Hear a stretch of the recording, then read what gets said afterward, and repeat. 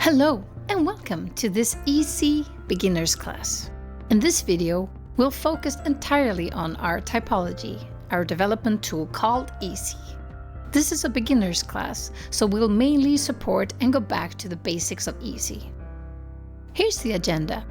We'll cover some brief facts about EASI, what we measure, a bit about norm groups and our graphs. After that, we'll go through the 4 types, what characterize them, and how they relate to each other.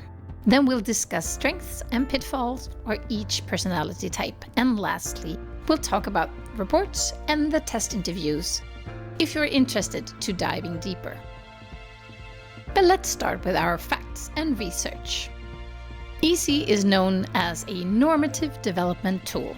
This means that all test participants respond to the same statements and answer on a scale from does not apply at all to applies very well or something similar.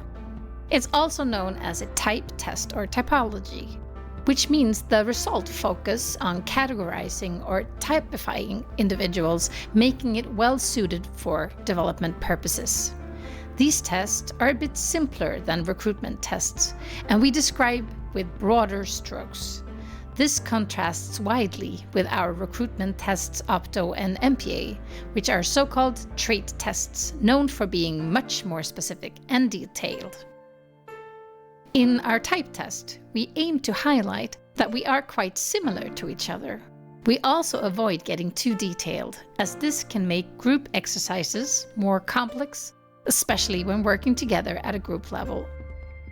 What sets EASI apart from other typologies on the market is that our research is based on the 5-factor model, which makes the test as stable and reliable as possible.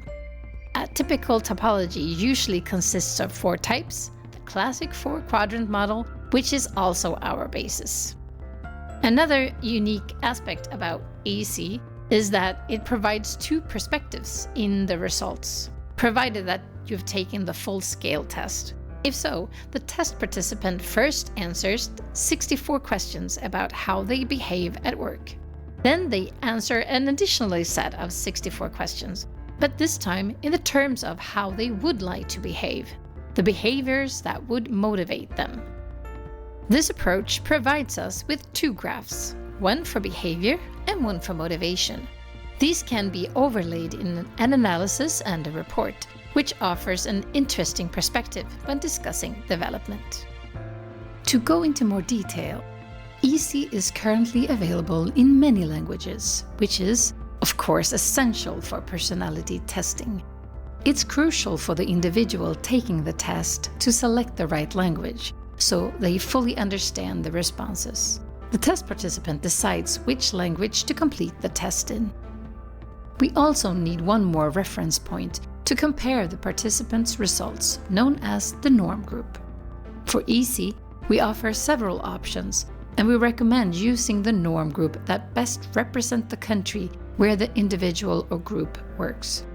We also have an international norm if you are working with an international group. Each norm group represents a cross-section for that country's working population across all types of jobs. The test participants' results are compared to the norm group, yielding a score for each type, so results are provided across all 4 types. Information regarding languages and norm groups is available on our EASI support site. Here we see a behavior graph with 4 points representing the test participants' results. The point farthest away from the center is the type that most commonly resembles the participant and is called the primary type. The second furthest point is slightly smaller and is referred to as the secondary type.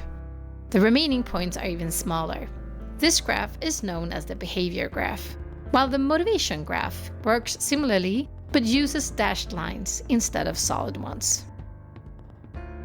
The white rings in the graph's bottom represent the norm group, segmented into what is called percentiles. Each ring increases the percentile by 20%, with 0 in the center where no result can be plotted. The 20th percentile means more than 20% of the norm group, while the 40th percentile means more than 40% of the norm group. If a result lies within the 80th percentile, it indicates a slightly less pronounced behavior than what is typically described for that type. If the result is outside the 80th percentile, the behavior becomes more distinct and pronounced than the general description. So the further out from the graph, the stronger the expression of the participant's characteristics. The exact size or shape of the graph depends on the participant's personality and how they responded. Nothing is directly considered abnormal. Now let's take a look at our types, as well as the graph itself and its structure. In this typology, we have two axes, which form the four quadrants we previously discussed. We have the people, or what we actually call the emotion axis, which runs vertically. That means that individuals positioned at the upper end of the vertical axis display a more people-oriented or emotional expression, showing greater interests in relationships. Those located at the lower end of the axis are more task-oriented, generally more focused on tasks than on relationships with others. So, the emotional perspective makes up for the first part of our framework. Now let's add the second axis, known as the control and participation axis, or sometimes the dominance axis. If you are on the left side of this axis, you are more interested in taking the lead, being proactive, and being in the driver's seat. On the right side, people leans towards a participatory perspective, often content with taking the back seat instead of being in the spotlight. When we combine these two axes, we create our four-quadrant model. The enthusiast type is in the upper left quadrant, representing control and people orientation. This central figure is interested in relationships, enjoys being in the spotlight, and is often perceived as spontaneous and emotionally expressive. The supporter type sits on the right of the enthusiast. This type is also people-oriented, but prefers a participatory role. Supporters have a calm, harmonious expression, enjoy being part of a social setting, and don't need to be in the center of attention. The implementer type is in the lower left quadrant, combining a controlling and task-oriented perspective. This type tends to be assertive, enjoys taking command, and focuses on achieving results, often rallying others in the process.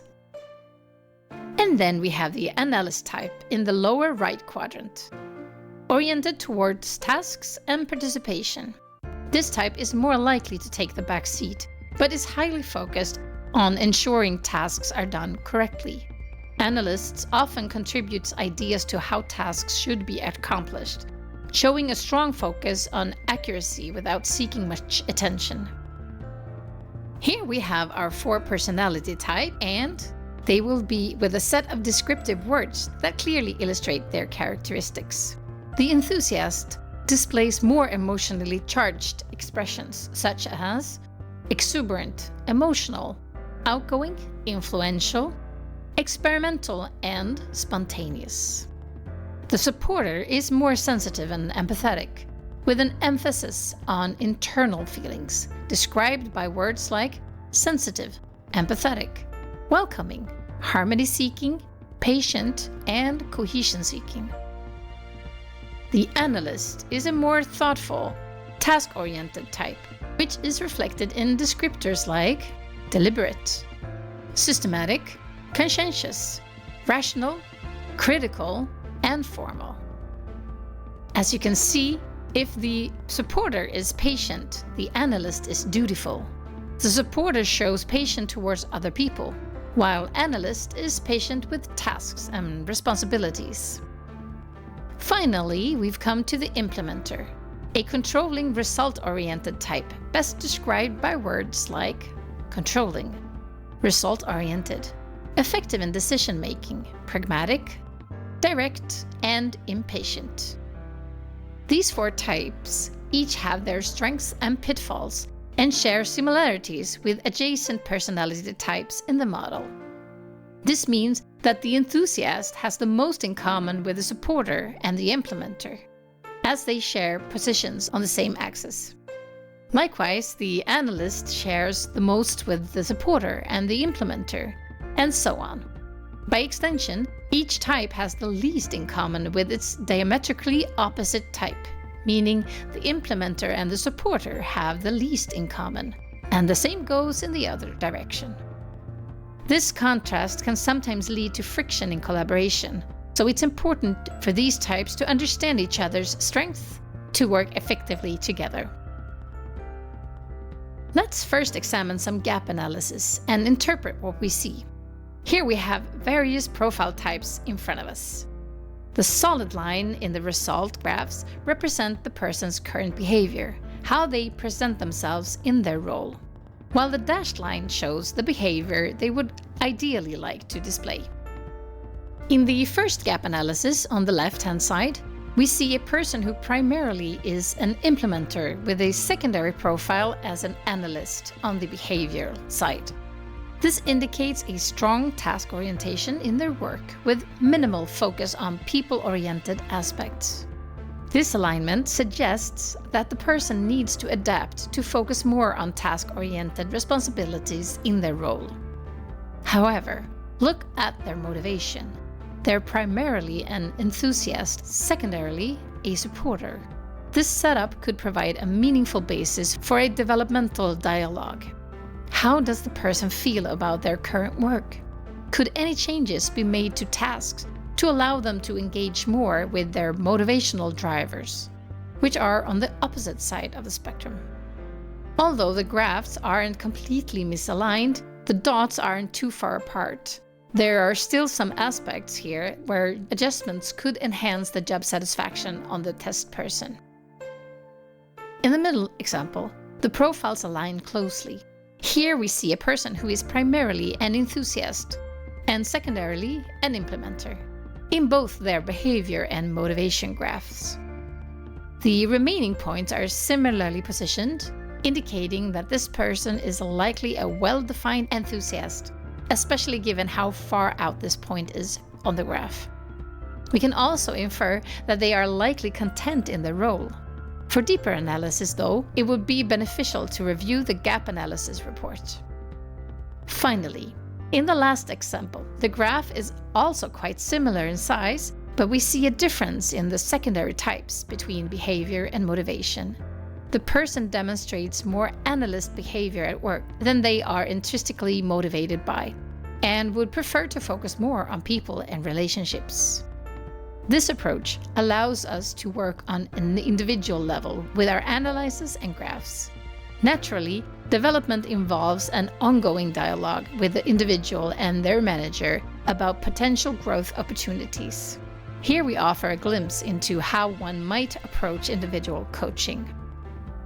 Let's move on to look at the strengths and pitfalls associated with each type. We'll discuss strengths and pitfalls, which are key when working on development with EASI. Whether on individual level or within a team, strengths and pitfalls are connected. A pitfall can be thought of as a strength taken too far or used in the wrong context, turning it into a potential drawback. We start with the enthusiast. Let's go through each type one by one. In the gladiator image, we see that the enthusiast leaves a clear mark on discussions, demonstrating their influence and presence. However, the pitfall here is that they can come across as pushy, potentially unsettling others. The next strength is represented by an image of Barack Obama, their ability to spread enthusiasm and positively influence others. Yet this emotional connection can become a pitfall when they react emotionally to disappointments, as they may struggle to contain their feelings. The enthusiast also excels at engaging with others, shown by their curiosity and openness. However, occasionally leads to being overly intrusive, as illustrated by the curious cat image. Another key strength is their energy, symbolized by the familiar bird from Donald Duck cartoon. While energetic, they may also quickly become impatient and restless. Here we see that enthusiasts like to make quick decisions, represented by an image from the Nasdaq Stock Exchange. However, this speed can sometimes appear hastily and superficial, creating a perception of blah blah blah decision making. In the NASA image, we see that the enthusiast has a good overview, yet may overlook important details, illustrated by this street scene. Next, their curiosity and willingness to experiment are shown by the parrot looking into a camera lens. This eagerness to explore might, though, lead them to overlook tried and true solutions, favoring novelty over established approaches. Finally, in the image of Jim Carrey, we see the enthusiast's strength in improvising and handling chaotic situations, welcoming spontaneity and ad hoc solutions. However, the pitfall here is a potential lack of methodical approaches. The girl in the image conveyed her message effectively, but her father might have preferred it written on paper. That was the enthusiast. Moving on to the supporter. Let's follow the same approach.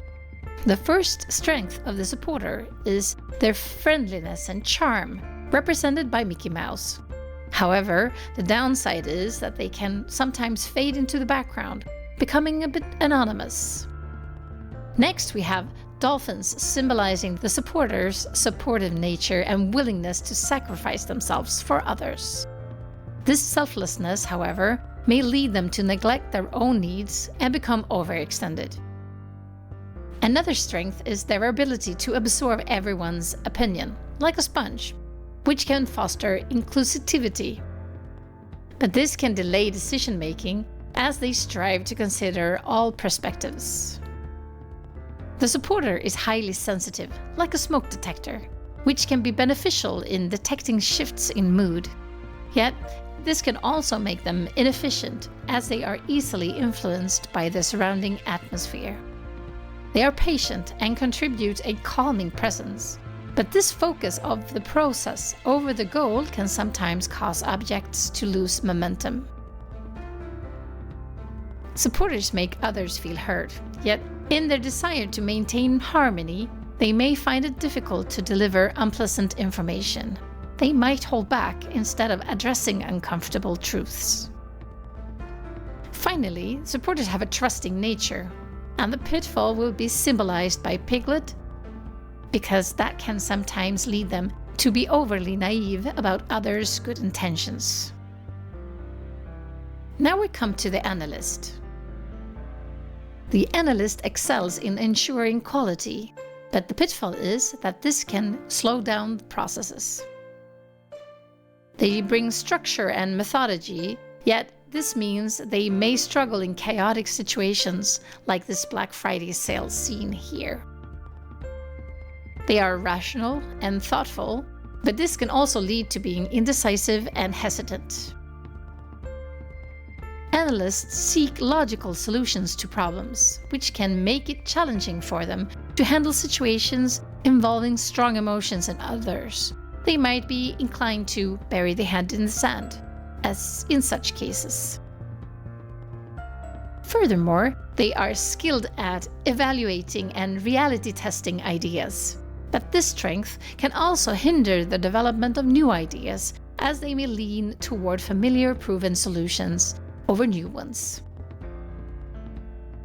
The analyst is diligent, a work ant as we say in Swedish, but their focus on work and tasks, creating a relaxed atmosphere or engaging in small talk isn't their strong suit.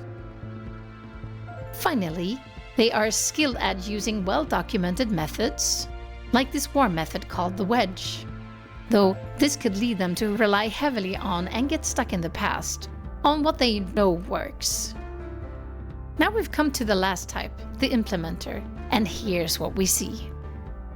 The implementer is direct and goal-focused, like the American football player heading for a touchdown.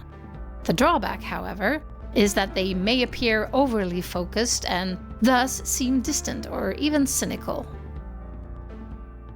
They are decisive and proactive, taking charge and getting things done. However, they may not always consider whether everyone involved feels equally engaged. Well, like in the scenario where not everyone has received their uniform before the team photo. The implementer excel at turning theory into practice, a skill perfected embodied by Lego. However, they may grow restless if they don't see concrete goals. And they prefer to act independently, but this makes them unaware of others' wishes, like in the image of Santa, who seems to be the only one who wants to be in the picture. Furthermore, the implementer is quick to take control in new situations, but this may lead to lack of patience in waiting for others or seeking their understanding and acceptance. They readily take command and delegate, which can be essential in certain scenarios, but it may also put pressure on others who might not feel prepared to take on the responsibility. The implementer is driven to win, symbolized here by the finishing line of Tour de Ski, but this ambition may cause them to prioritize personal goals over shared ones. Finally, they focus strongly on goals, performances, and efficiency, which can create high expectations that may discourage others. Those are the strengths and the pitfalls of our 4 types. Now let's look at the reports available for EASI. There is quite a range of reports to choose from. First, a reminder that the test can be divided to focus on either behavior or motivation, rather than both. As a result, there are reports that exclusively show either behavior or motivation, indicated by the letters B and M in the matrix below. There are 3 types of reports: graphic reports, standard reports, and extended reports, each with a varying number of pages. The graphic reports are the briefest at 1 to 3 pages. Standard reports range from 6 to 14 pages. And the extended reports are the most comprehensive, spanning from 17 to 19 pages. Reports marked with an asterisk are downloadable for the test participant. The best report depends on the goals of the discussion, and we recommend visiting our English support page, selecting EASI, to view examples of these report types. The support page also contains additional information and resources for conducting a conversation effectively.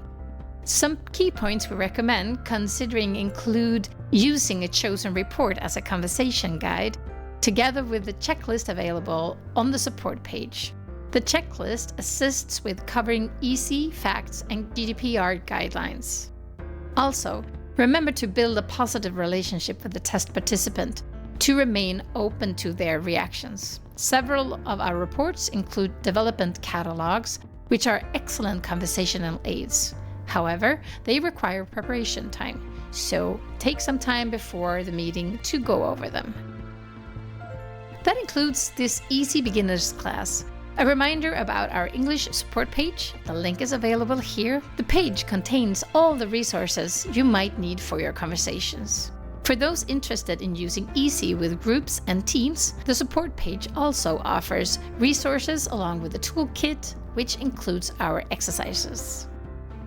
If you'd like to reach us, we're happy to support your EASI usage. You can contact us at +46 8 32 42 42 or at support@master.se. Thank you for watching.